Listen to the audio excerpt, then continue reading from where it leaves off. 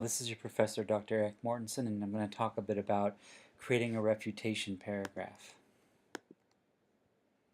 The objectives are basically to define what a refutation paragraph is, talk about best practices for creating one, and describe the strategic placement of a refutation paragraph in your paper. Okay, basically a refutation paragraph, which includes a counterargument, should be constructed strategically in an APA research paper.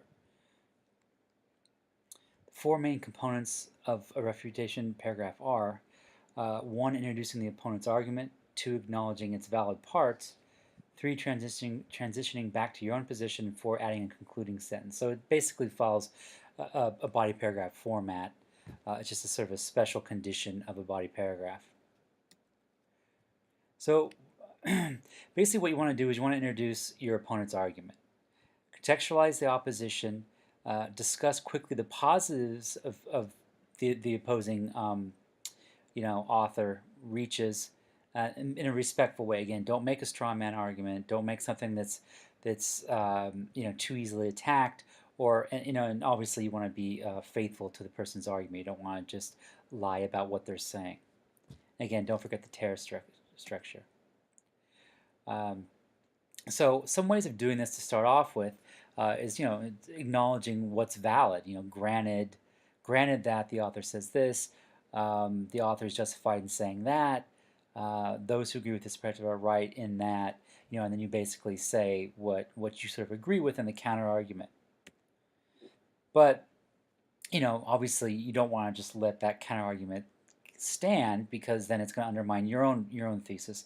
So basically you acknowledge the valid parts of the counter argument and then transition away from the opposition's argument in order to point out its shortcomings or flaws and to undermine it. So ultimately this is a chance for you to kind of take on an opposition, any kind of opposition to your counter argument to your thesis statement, and then tell the reader why that doesn't make sense. Now you can see the importance of this, because if someone's reading your paper and they're coming up with counter arguments in their head, you need to be ready for that, because if you don't address those, it's very easy for the reader to say, well, what about this? What about that?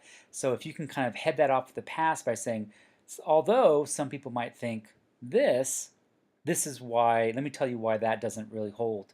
And then if a reader comes across that and they have those counter arguments in their head, then you can sort of negate those and be more persuasive.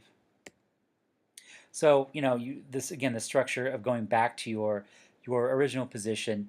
On the one hand, it's sort of a one thing and then the other. So granted that some people might think this, however, or still, or yet, or but, these kinds of transitional phrases will get the reader back to your position, right? So you're going to kind of come back and say, I acknowledge the validity, the particular validity of some aspects of the counter argument, but my argument still holds. So yeah, you need to kind of come back to your argument and convince the reader why it still makes sense. And again, don't fall asleep. You need to kind of really sell your argument, because if the person comes across a counter argument and you don't do a good job refuting it, well, then they might just believe the counter argument, right? And then there you go. You're going to have a hard time winning the reader back. Here is an example. Take a look at this. Pause if you need to.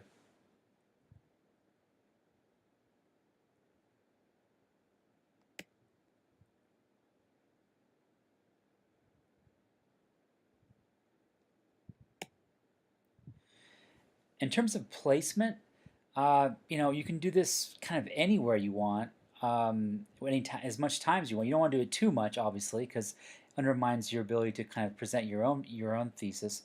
But you can do it in the background section. That works.